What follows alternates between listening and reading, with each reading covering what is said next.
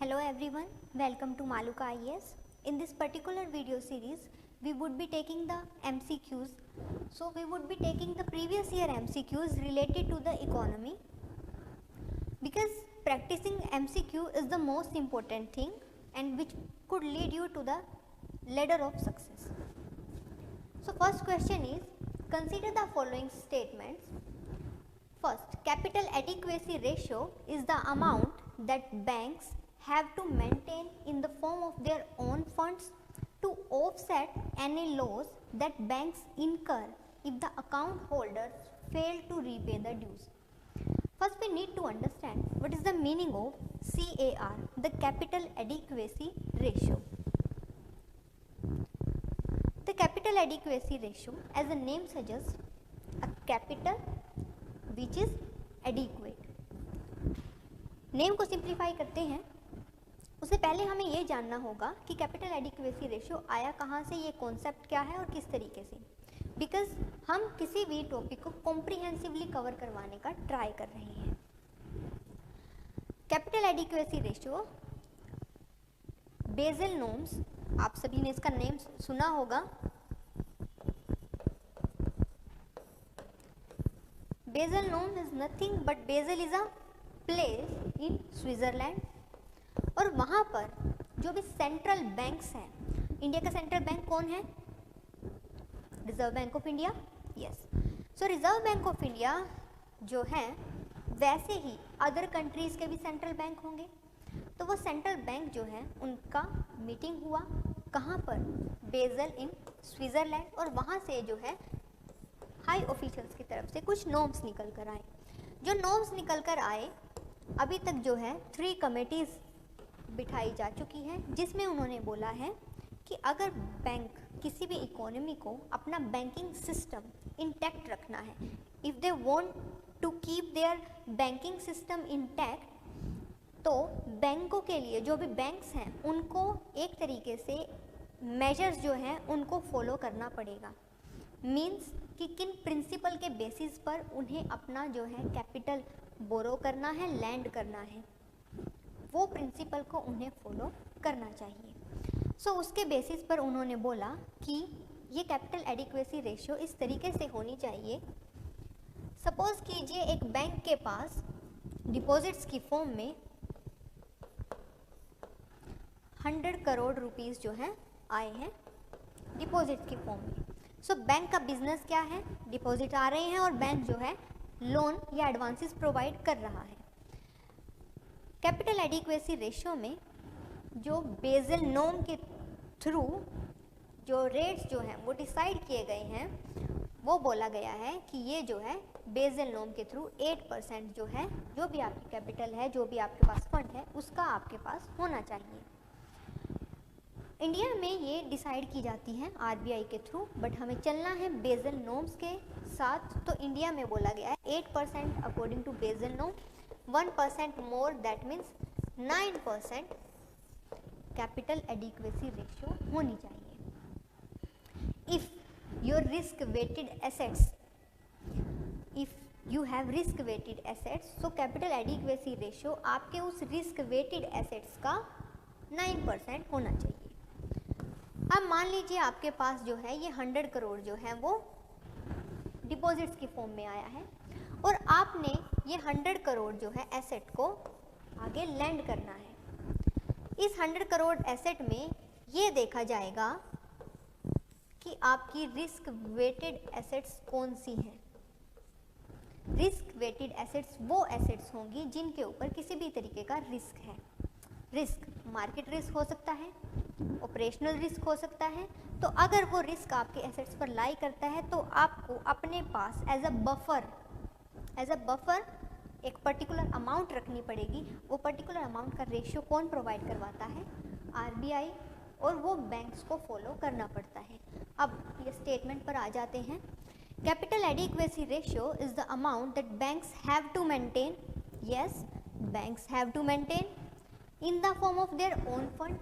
Yes, the risk weighted asset which belongs to bank to offset any loss. The word I have used is buffer. Yes, buffer for what? For to offset any loss that bank incur if the account holder fail to repay the due. I have used the word buffer. Risk weighted assets के लिए buffer जो है 9% का banks को अपने fund में से अपने पास रखना पड़ेगा। तो फर्स्ट स्टेटमेंट हो जाती है right. Second, CAR is decided by each individual bank. क्या ऐसा है? अभी मैंने क्या बताया? बेसल नॉर्म के गाइडलाइंस के अकॉर्डिंग हु डिसाइड्स? RBI। सो ये स्टेटमेंट हो जाता है statement A is the right answer.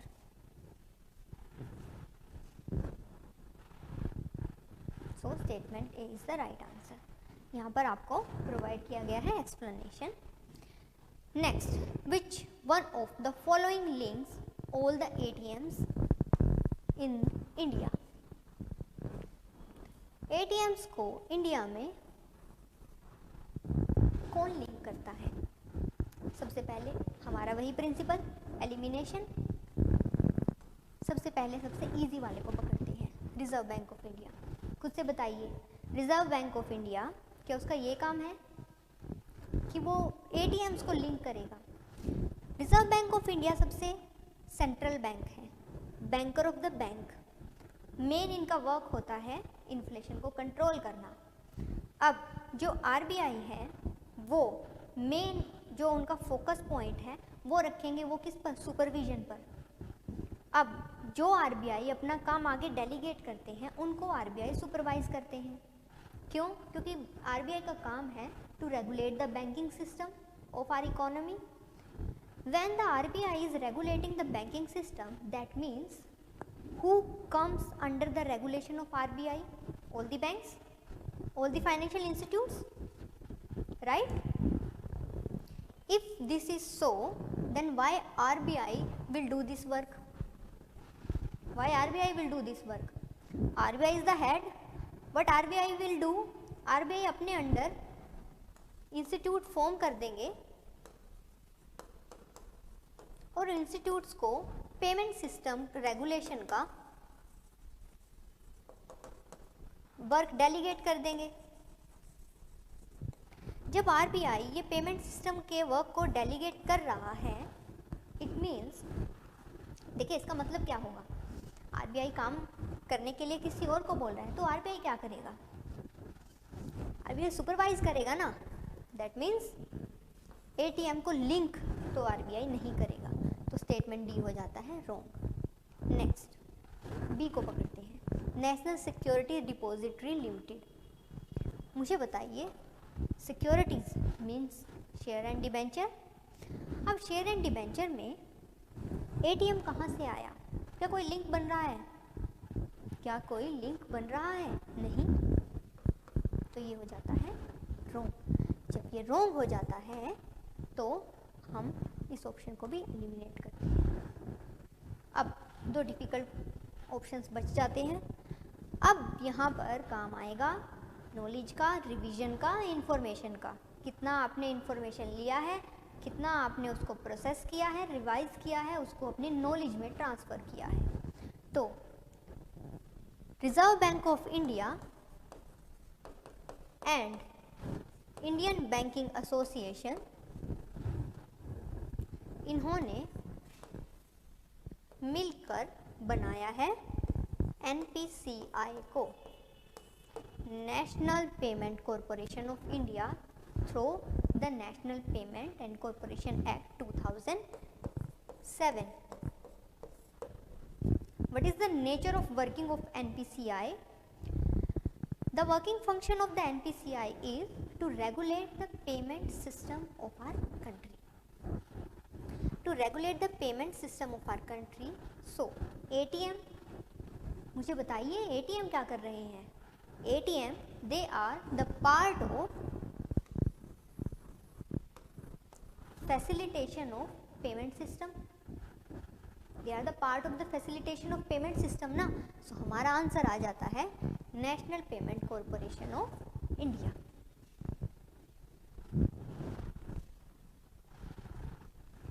That is national payment corporation of India.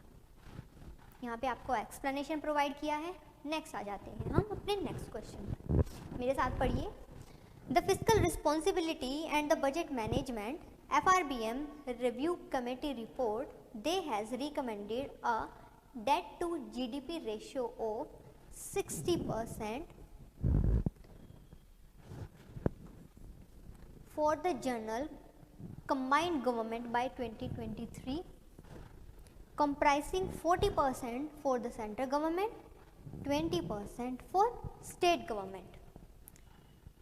Next statement आ जाता है, the central government has domestic liabilities of 21% of GDP as compare to that of 49% of GDP of state government. Next, as per the constitution of India it is mandatory for a state to take the central government consent for raising any loan if the former owe any outstanding liability to the latter. Now tell me which of the statement given above is correct. It seems to be difficult, but step by step करते हैं. Let's try. We know कि FRBM Act जो है 2003 में आया था. Okay? 2003 में FRBM Act आया था. इसको आने के पीछे का ऑब्जेक्टिव क्या था? इसको लाने के पीछे का ऑब्जेक्टिव था कि हम चाहते हैं कि physical health of our economy वो इंटैक्ट रहे, अच्छी रहे, बेटर कंडीशन में हो. हमने टारगेट रखा था कि हमें हमारा फिजिकल डेफिसिट जो है वो वी नीड टू ट्राई कि हम अपने फिजिकल डेफिसिट को 3% के आसपास रख सकें. ये हमारा टारगेट था. जब ये हमारा टारगेट था 3% total physical deficit, I am not talking about that domestic liabilities. एक आप खुद से देखिए, सेंट्रल गवर्नमेंट की डोमेस्टिक लाइबिलिटीज़ क्या स्टेट गवर्नमेंट की domestic liabilities 49% of the state government क्या उससे कम होगी? खुद से सोचिए, क्या इतना कम हो सकता है? इस तरह के क्वेश्चन में if you know the numbers you can try this. If not then you can use any kind of logic or elimination. तो हम अगर लॉजिक लगाएं तो सेकंड स्टेटमेंट क्या गलत नहीं हो जाता? सेंट्रल गवर्नमेंट की डोमेस्टिक लाइबिलिटीज़ इतनी कम कैसे हो सकती हैं? अगर इतनी कम थी तो FRBM एक्ट को लाने का हमें ट्राई ही क्यों करना चाहिए था? हम लेकर ही क्यों आए? बोला जाता है ना, necessity is the mother of invention. ज़रूरत थी तभी आया. तो इसका मतलब सेकंड स्टेटमेंट जो है वो हो जाता है गलत. सेकंड स्टेटमेंट गलत हो जाता है तो हमारे पास बचता है क्या? 1 और 3. हमारे पास बचता है 1 और 3. देखिए 3 स्टेटमेंट के ऊपर तो किसी को कोई डाउट होगा ही नहीं, बिकॉज कॉन्स्टिट्यूशन ऑफ इंडिया में तो ये तो मेंशन है कि स्टेट के लिए स्टेट को सेंट्रल गवर्नमेंट से कंसेंट लेने की ज़रूरत है. हमारा जो है एक तरीके से फेडरल सिस्टम है और हमारा फेडरेशन भी कैसा है कि स्टेट जो है they have to cooperate with centre. तो इसीलिए 3 statement is right, 2 is wrong, 1 और 3 हम लॉजिक से हमने किया, 1 और 3 is right. Very good. Next हम आ जाते हैं नेक्स्ट क्वेश्चन पर. Consider the following items. 2018 में ये क्वेश्चन था. Which of the above item is or are exempted under GST? Humanly it's not possible कि हम GST में क्या क्या exempted है उसको हम याद रखें. It's humanly not possible, but presence of mind के साथ while dealing with exam pressure you have to play with options. ठीक है, देखते हैं कैसे. Which of the above item is exempted under GST? First, cereal grain hulled. Second, chicken eggs cooked.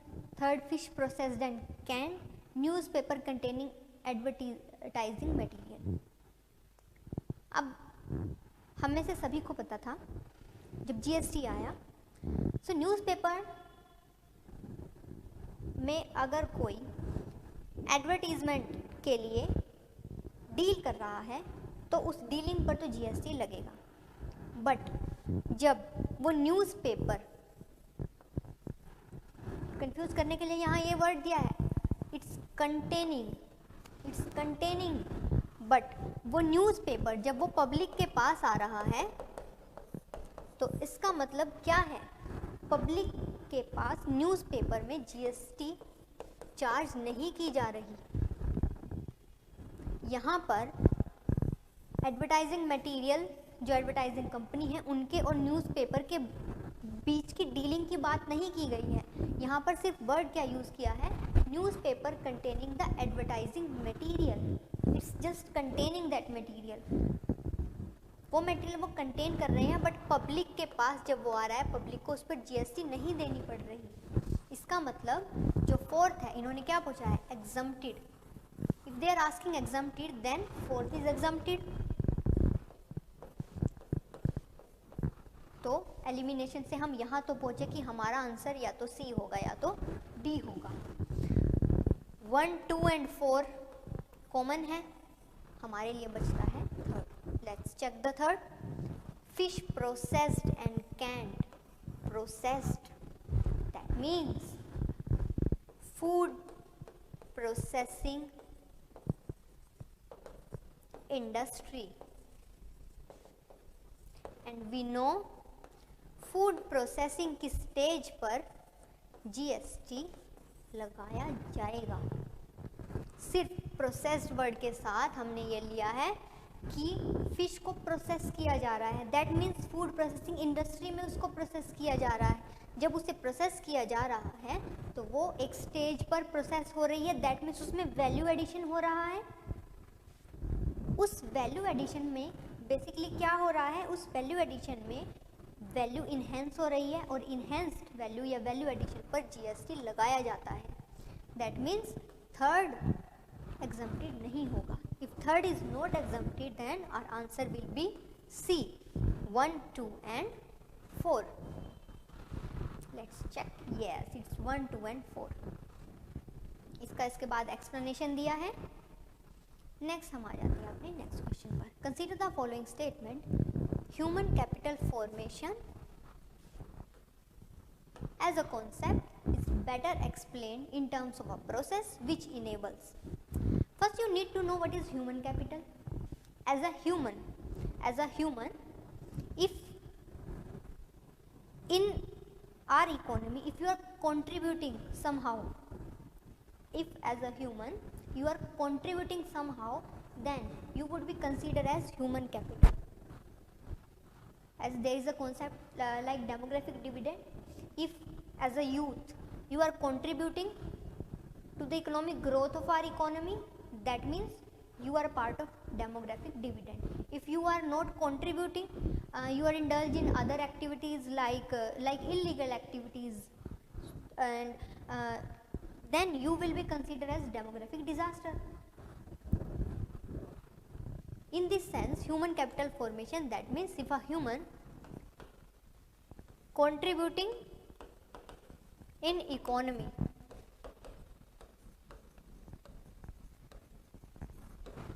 Option देखते हैं। First, individual of a country to accumulate more capital. मुझे बताइए, they are asking for what?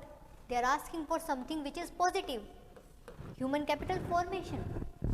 Accumulation of wealth, is it positive or negative? Tell me, accumulation of wealth, positive or negative? It's negative na? Why? Because it will lead to inequality. किसी के पास wealth बहुत ज़्यादा हो जाएगा, क्यों? क्योंकि वो accumulate कर रहे हैं, और किसी के पास बहुत कम, तो इससे क्या होगा? Inequality. That means human capital formation नहीं है। So first option eliminated. हमने कैसे किया? Because accumulation is negative, human capital formation is positive. Second, increasing the knowledge, skill level, capacity of the people of the country. Yes,